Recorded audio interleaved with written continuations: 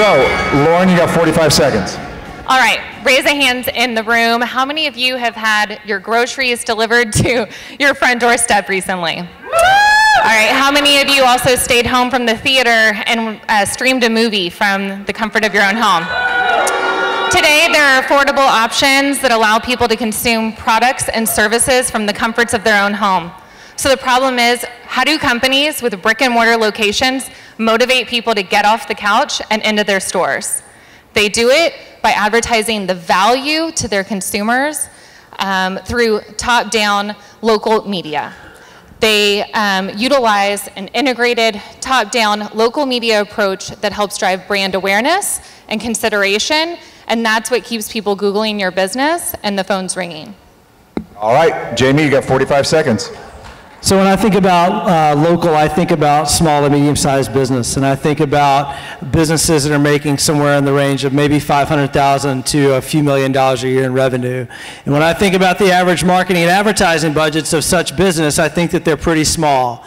And I think that most importantly, their #1 goal when it comes to marketing and advertising is to drive revenue.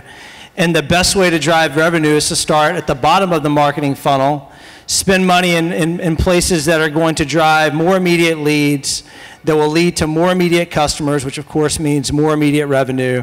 So start at the bottom of the funnel, and then once you've got good cash flow coming into the business, figure out ways you can reinvest to more mid-funnel, top funnel. All right, so we have a fight. Bottom up, top down. What is your rebuttal? I just don't think that that's a valid excuse anymore to not use upper funnel. I mean, there's so many affordable options, geo-targeted, YouTube, TrueView. There's so many different ways that you can utilize upper funnel channels to get your message out there.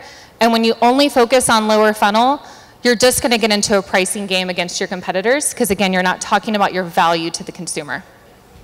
Jamie?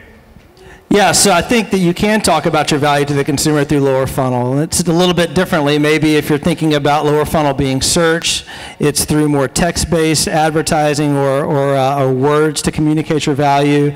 But of course, you've got other platforms like Facebook and Instagram where you can use more visual components and you can set targeting up to be more lead generation, bottom of the funnel type marketing. So I'm not suggesting no top funnel, I'm suggesting start bottom.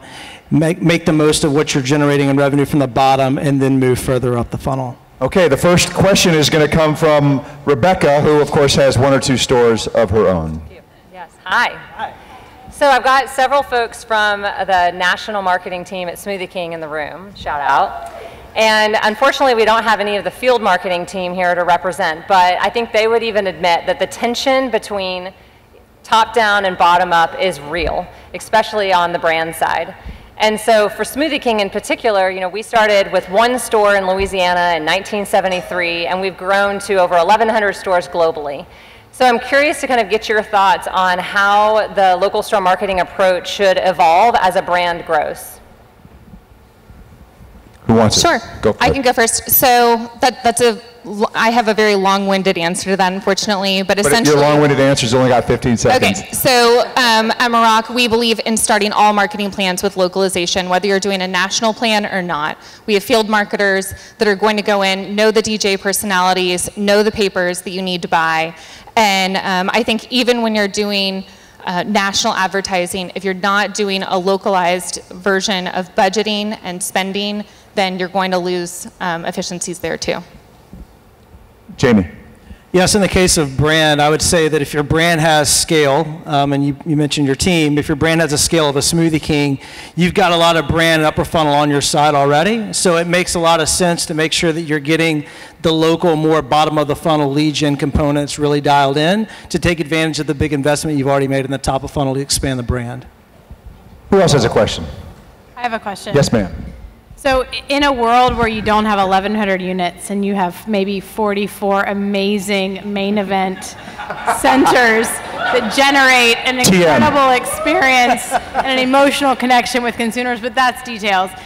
How do you think about driving community engagement at the same time as building a brand that is very growth oriented but that's kind of newly on the map? Yeah, so I think in a situation like that, thinking about community engagement, it's not just about the media placement. It's actually about talking to your store owners or your managers, whatever the case may be. I'm not quite sure what the model is, but talking to them about the importance of how to engage in community in digital platforms like Instagram, Facebook, of course the more traditional methods like maybe local community sponsorships and things of that nature. But I think it's a combination of execution at the brand level and also educating the actual operators to do some of those things as well. Lauren. Yeah, I think it's difficult to do that, but one thing that comes to mind is micro-influencers, engaging with them at the local level in the community, making sure that you have content that really rings true to your local communities as well. All right, guys, it's time to vote. Top down. And the winner is Lord Hoops.